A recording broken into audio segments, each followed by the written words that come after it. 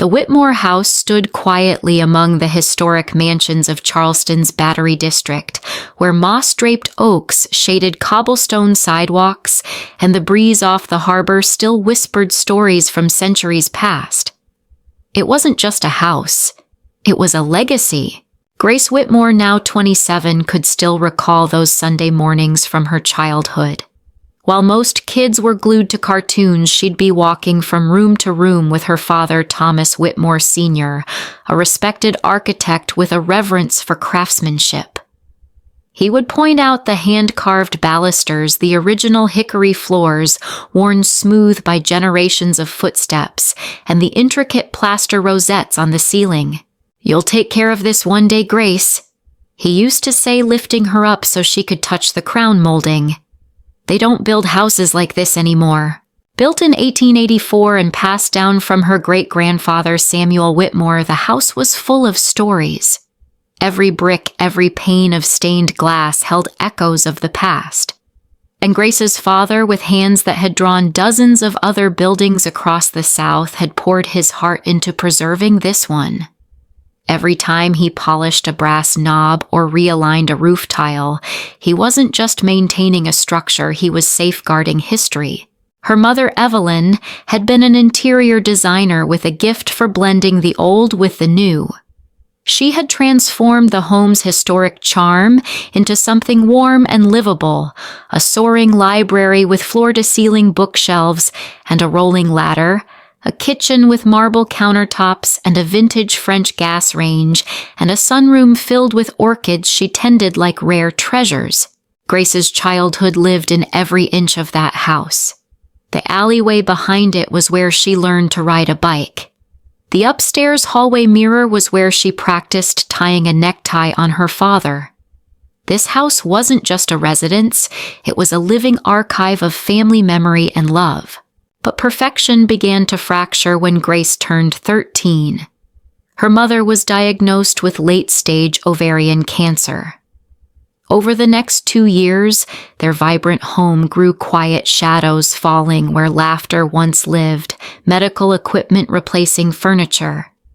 The sunroom, once filled with color, became Evelyn's sanctuary, where she could lie in the filtered light, too weak to walk, but still smiling as Grace read aloud beside her. Grace was 15 when her mother passed. Her father sank into silence, throwing himself into work, rarely coming home. Grace retreated into herself, finding solace only in the sunroom, whispering to her mother's orchids, as though they might carry her words to heaven. For 2 years the house stood still, silent, grieving, but it was also the last time it truly belonged to just the two of them. Then came Diana Cartwright. Grace clearly remembered the first night her father mentioned the name Diana Cartwright. It was after a cancer research gala where he'd been invited to speak in memory of Evelyn. "She made me laugh for the first time in years," he said, his eyes gleaming with something unfamiliar. "You should meet her, Grace." At first, Grace didn't resist. She understood how loneliness could eat away at a person. If Diana truly brought light back into her father's life, so be it. But things shifted when Diana began showing up more and more often, first on Friday nights, then every weekend, then weekdays too, always with the excuse of just stopping by. Diana wasn't rude, but she exuded an energy that took up space like she had been cast as the lead in a play she hadn't written but intended to own. Every compliment was paired with a suggestion. "These walls feel vintage, don't they? Maybe a fresh coat of paint, or this kitchen is charmingly cramped. We could really open this wall up." Each comment landed like a cut. Those vintage walls had been painted by Grace's mother. That kitchen hadn't been cramped. It had been crafted, every cabinet and brass knob chosen by Evelyn's hand. Her father didn't seem to notice. When Grace carefully voiced her discomfort, he only smiled tiredly. "She's trying to fit in, sweetheart. She has a modern style. Try to be open." But to Grace, every suggestion to modernize felt like a deliberate erasure, one memory at a time. Then came the announcement her father and Diana were engaged after just 8 months of dating. Grace forced a smile and said the right words. She was 17. She told herself she just had to hold on a little longer. College would be her escape. The wedding was held at one of Charleston's most exclusive hotels in a ballroom dripping with crystal and white roses. It was everything Diana would have wanted, opulent, excessive, theatrical.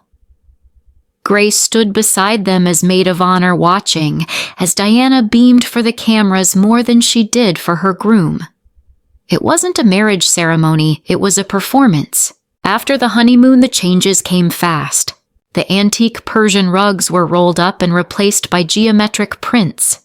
The warm oak chairs were gone, swapped for cold white sectionals. The beloved library, once the heart of the home, was stripped bare, its books boxed and stored, its shelves left empty save for abstract art that meant nothing. Family photos vanished. In their place were portraits of Diana's curated life: Diana on a yacht, Diana sipping champagne, Diana in every room of the house, always the center of the frame. Grace realized then the house was being rewritten, and she no longer had a place in the story. After the wedding, it didn't take long for Grace to feel that she was no longer part of the Whitmore house. The message wasn't spoken outright. It came in subtle, repeated cues like tiny needles pushing her quietly toward the margins. Each time she returned home for a weekend, Diana always just happened to have something scheduled: a charity cocktail party, a business brunch, a ladies' luncheon. "Oh, Grace, if I'd known sooner, I could have rearranged," Diana would say, flashing a smile that never quite reached her eyes, even though Grace had emailed days in advance. Her old bedroom, the one that faced the garden and held so many childhood memories, was now Diana's meditation space, filled with scented candles, abstract paintings, and the soft hum of a smart speaker playing ambient music. Grace was relegated to the guest room, bare, generic, and void of any trace of her. When she asked to come home for Christmas during her freshman year, Diana suggested New Year's might be better. "The house will be less hectic after the office party. I'd hate for you to see it in disarray." Grace swallowed her hurt. That house had once been full of cinnamon carols and warmth. Now it ran on someone else's calendar. Her father didn't call as often anymore. Conversations grew shorter, more clipped, always squeezed into windows when Diana was in a meeting or at the spa. Sometimes he sent care packages, an old book, her favorite chocolate, a handwritten note. "Don't let Diana know how much I sent." Those small gifts became lifelines, a quiet tether from a father drifting further away. Grace wasn't the only one being pushed out. Her father's lifelong friends like Uncle Greg and the Duvals stopped appearing at family gatherings. "They're a bit old-fashioned," Diana would say, "not really aligned with our new image." Even Aunt Helen Thomas's younger sister was labeled too negative and subtly excluded from events. It became clear Diana wasn't just redecorating the house, she was redesigning Thomas's entire social world. She didn't ban anyone outright. She simply made them feel unwelcome until they left of their own accord. No one was kicked out, they just stopped coming. Grace slowly adjusted to the quiet exile. She stopped expecting Thanksgiving invitations. Christmas became something she celebrated with dorm mates. Her greetings to her father came via text, not phone calls. She never stopped caring, she just learned to care from a distance for her own protection. From afar, she watched Diana take over everything: renovations, guest lists, even managing her father's social media. The Whitmore house, once steeped in legacy, had become a curated showroom, and Grace. She was now a visitor in the very home built on her own memories. The call came on a gray Tuesday morning, cold, ordinary, and deceptive in its normalcy. Within 15 seconds, Grace knew her world was about to shift forever. The voice on the other end was Aunt Helen, strained with grief and fury. Grace, your father has pancreatic cancer. It's advanced. The doctors say it's only a matter of months. Her knees buckled as she sank to the floor of her office. She was working in Savannah at an architectural preservation firm, her first job out of school. Why didn't I know? She whispered. Helen's voice lowered. Diana's been keeping it quiet. She controls everything, who finds out and when. I only heard because I ran into James, who used to work at your dad's firm. That afternoon, Grace packed her bags and drove to Charleston. For 3 long hours, her thoughts spiraled. Missed calls from her father, his paler skin on their last video chat, the canceled visits, the vague excuses about Diana's calendar. Each memory snapped into place like jagged shards of truth. When she knocked on the Whitmore front door, Diana opened it, perfectly styled smile tight. Grace. What a surprise. You didn't call ahead. I came the moment I heard, Grace said flatly. Where is my father? He's resting. The medication makes him tired. You really should have. I'll ask him myself, Grace said, stepping forward. A voice from inside, thin but firm, called out, Is that Grace? Let her in, Diana! Grace rushed into the study, now converted into a makeshift hospital room. Her father lay in a reclining bed, shockingly thin, skin sallow, but when he saw her, his eyes lit up. My girl, he breathed. You came. She gripped his hand, tears welling up. Why didn't you tell me sooner? He glanced toward the door where Diana hovered and whispered, Didn't want to worry you. Until there was a plan. Grace knew better. There was no we in that decision. Diana had kept the truth from her, likely hoping Thomas would pass before Grace ever found out. In the days that followed, Grace took a leave from work and moved back into her old room. It no longer smelled like lavender and sunshine, but it was still her corner of memory. She scheduled appointments, hired a private nurse, and cooked meals her father could manage.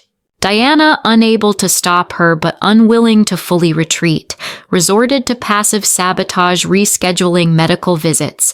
Without telling Grace, accidentally tossing food Grace had prepared, dominating doctor consultations with overbearing opinions. Still, Grace stayed the course. Her father, though weakening by the day, looked to her with the clarity of someone who had waited too long to speak. There are things I need you to understand, Grace, he murmured. Things aren't what they seem. I made preparations. Each fragmented sentence was a breadcrumb. Grace clung to them with equal parts hope and dread. He was trying to tell her something critical, but illness blurred the line between urgency and confusion. One evening in the sunroom once filled with her mother's orchids, her father whispered, After I'm gone, meet with James Corwin. No matter what. Promise me. Grace nodded, heart pounding. She didn't know what lay ahead, but she trusted her father's eyes, the same ones that still held love despite all the space Diana had tried to wedge between them. 2 days after the funeral, Grace sat alone in the dark paneled hallway of Corwin and Associates, turning a glass of lukewarm water in her hand. The air felt as heavy as the oil paintings hanging above her. Next to her sat Aunt Helen, silent but steady. They were waiting for the reading of Thomas Whitmore Sr.'s will. Grace didn't know what to expect. She knew her father loved her, of that there was no doubt. But after the distance, the illness, the manipulation by Diana, could he still have arranged things the way he once promised? The conference room door opened. James Corwin, her father's longtime attorney and confidant, invited them in. Diana was already seated, dressed in fashionable black, accompanied by a sharply dressed young lawyer. Her face betrayed no grief, only anticipation. Thank you all for coming, Mr. Corwin began, then opened the thick will folder revised 6 months before Thomas's death. He started with the small bequests, the architectural book collection to Thomas's firm, the vintage car to his college friend, a generous donation to a cancer research foundation in Evelyn's name. Grace's heart pounded when he reached her name. To my daughter, Grace Evelyn Whitmore, I leave all personal effects, family photographs, drafting tools, and photo albums, and a cash gift of $50,000. She froze. It wasn't nothing, but it wasn't the legacy she'd been promised. It wasn't the home. It wasn't the history. It wasn't her birthright. Beneath the table, Aunt Helen gently squeezed her hand. The remainder of my estate, Mr. Corwin continued, including all real property, financial accounts, and business interests, I leave to my wife, Diana Cartwright Whitmore. The room fell silent. Diana smiled thin and triumphant. Grace couldn't hear the rest. Her mind filled with the sound of absence, the house, the legacy. Her father's words gone with a few lines of legal text.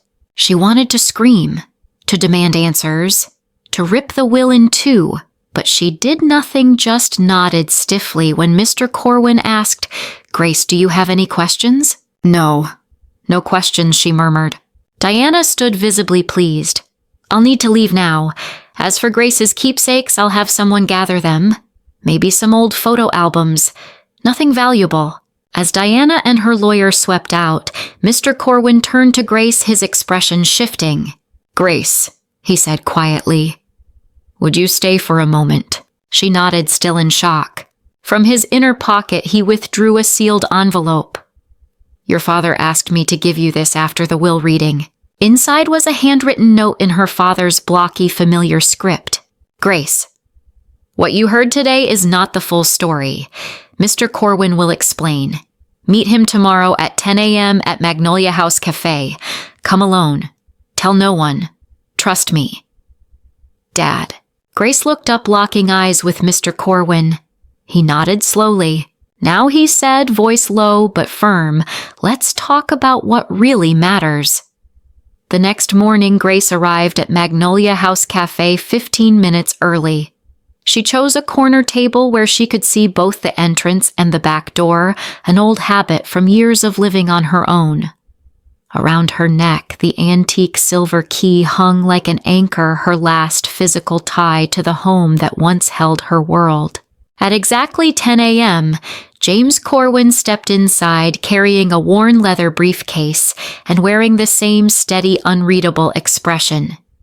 He ordered 2 black coffees, then sat across from her. He didn't waste time. "Your father planned this, Grace, carefully, nearly 2 years ago." Grace leaned in, confused. "Planned what?"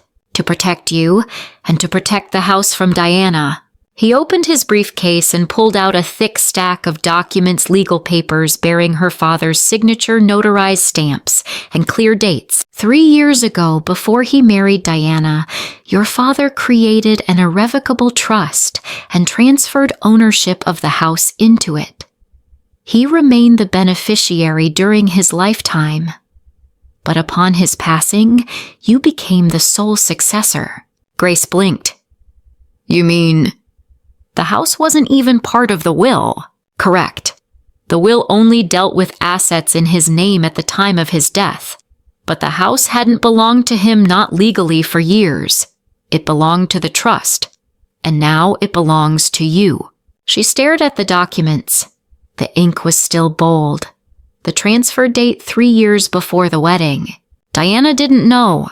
Not a clue. Your father continued paying taxes and maintenance from his personal accounts, so it appeared he still owned it. "But why keep it a secret?" Mr. Corwin answered slowly. "Because Diana was persuasive. Your father feared if she discovered his intention to leave the house to you, she might destroy it, or worse, fight for it. So instead, he let her believe she had won."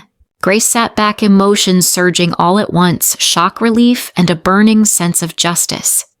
He knew who she really was. "And he acted accordingly," Mr. Corwin said. "As of this moment, you're the sole legal owner of the Whitmore house. Diana is living there, unknowingly as an uninvited guest." Grace clenched her fists, feeling a heat rise, not from hatred, but from the rightness of it all. "What do we do next?" she asked. Mr. Corwin allowed himself a small, satisfied smile. "We wait for her to try and sell the house, and when she does, we'll be ready for the truth." The text came on a Tuesday afternoon. Diana just put up a "coming soon" sign from her real estate company. Looks like she's preparing to sell. Grace wasn't surprised. She'd been waiting for this moment ever since reading her father's final letter. The day Diana would confidently believe she was in control, not knowing the entire game had been quietly rigged against her. 1 week later, the closing appointment was set. The buyers were a couple from Seattle. He worked in tech. She was a teacher. Both were charmed by the Whitmore home's southern elegance. Diana arrived in a cream silk dress radiating smug assurance. The contract sat on the table. The pen was ready. And so was the surprise. Grace entered with Mr. Corwin. The room went still. Diana stood abruptly, her face flashing with confusion and suspicion. "Grace, what are you doing here?" Her voice rose sharp and defensive. "Hello, Diana," Grace replied calmly. "I believe you're trying to sell my house." The tension was immediate. The husband glanced at the real estate agent. "Is there some kind of misunderstanding?" "No misunderstanding at all," Mr. Corwin said, placing his briefcase on the table. "I represent Ms. Grace Whitmore, the sole legal owner of this property." Diana shot to her feet, furious. "This is absurd. Thomas left everything to me. It's all in the will." "The will governs only the assets that were in his name at the time of his death," Corwin replied, producing the documents. "However, this house was transferred into an irrevocable trust 3 years before your marriage. You never owned it." The closing agent confirmed the trust's existence after a quick check of the county records. The house was listed under the Whitmore Trust with Grace as successor beneficiary. Diana's face turned red, then pale. "You tricked me." Grace met her gaze without flinching. "No. We just let the truth reveal itself on its own terms. My father made sure of that." Diana looked around the room as if searching for someone to blame. "I'll sue. I'll prove Thomas wasn't of sound mind when he signed those papers." Corwin let out a soft chuckle. "You're welcome to try. The trust documents were signed and witnessed by 3 attorneys years before he was ever diagnosed. But do be careful. A legal battle might uncover more than you want revealed." The tension hung heavy like a storm rolling off the Charleston coast. Diana grabbed her bag, lifted her chin, and stormed toward the door. "You think you've won," she hissed. "You have no idea who your father really was." Grace's voice was calm. "I knew enough. Enough to know he spent his last years trying to make things right, and that he didn't leave it to you because he knew you'd never honor it." As the door clicked shut behind Diana, the room exhaled. Grace turned to the young couple and offered a small smile. "If you're still interested in buying," she said, "I'd be happy to sell, directly and legally." 2 weeks after the confrontation, Grace stood at the doorstep of the Whitmore house, the antique silver key warm in her hand under the soft Charleston sun. She had once believed she might never walk through this door with dignity again, not as a stranger, but as someone who truly belonged. The door creaked as it opened. No cutting remarks from Diana, no disapproving eyes. Just silence, the kind that held stories instead of tension. The house was still standing, but it was not the home she remembered. Cold white walls had replaced warm tones, the bookshelves were gone, the rich patterned rugs had been swapped for something sterile. But Grace didn't flinch. Not anymore. Because now she had the power to bring everything back. She started with what had been hidden. In the master bedroom, just as her father had written behind the gaudy Monet reproduction Diana had hung, was a small wall safe. Grace keyed in her birthday. Click. The door swung open. Inside velvet jewelry boxes containing her mother's favorite pieces, a thick envelope of family documents, and a letter addressed in her father's firm handwriting. "My dear Grace, if you're reading this, you've done it. You've reclaimed what was always meant to be yours. Inside this safe are your mother's jewels, especially the sapphire set she wore when I proposed. In the attic behind the chimney vent, you'll find what I tried to preserve pieces Diana discarded, but I recovered. I'm sorry for how far things went, but I never stopped trying, even in silence. With all my love, Dad." Grace read it twice, tears dropping silently onto her shirt. She knew her father hadn't been perfect, but he had fought in his own quiet way, persistent, steady, and full of love. That night, she climbed to the attic with a flashlight. Behind a carefully screwed-in panel, she discovered a treasure trove, a copy of her parents' wedding album, the hand-carved music box her grandfather had made her mother's worn copy of Pride and Prejudice, annotated in ink and tear stains. The next morning, Grace began restoring the house, not to erase Diana's presence completely, but to reweave its original soul back into the structure. The walls were repainted a soft cream. The old bookshelves were rebuilt using salvaged wood from the basement, and the hardwood floors were buffed until they glowed like they once had.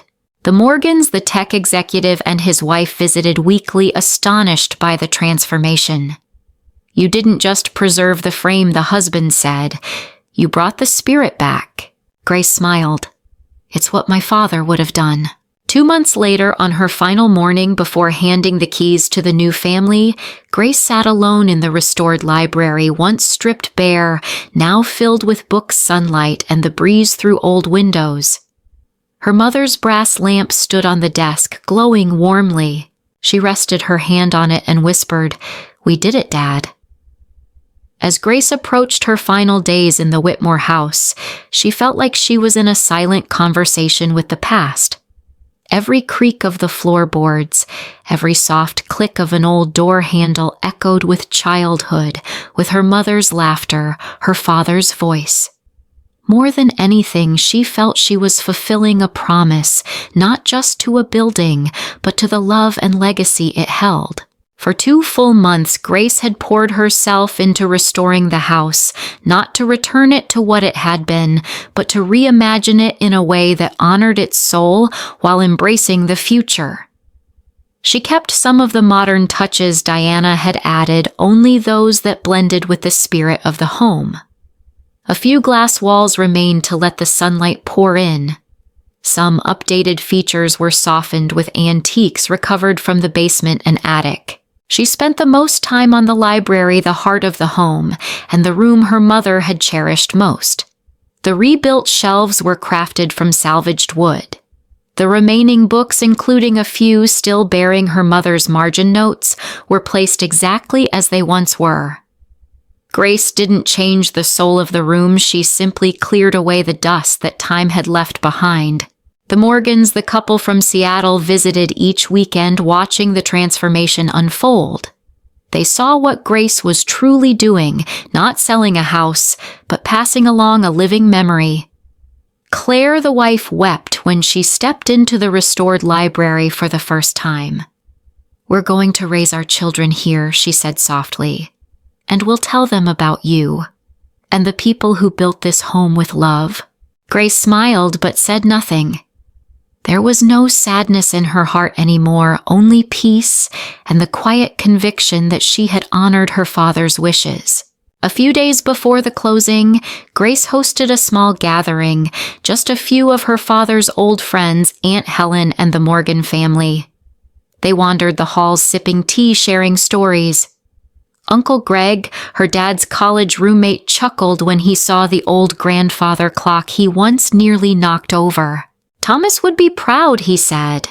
"You didn't just keep the house, you kept its heart beating."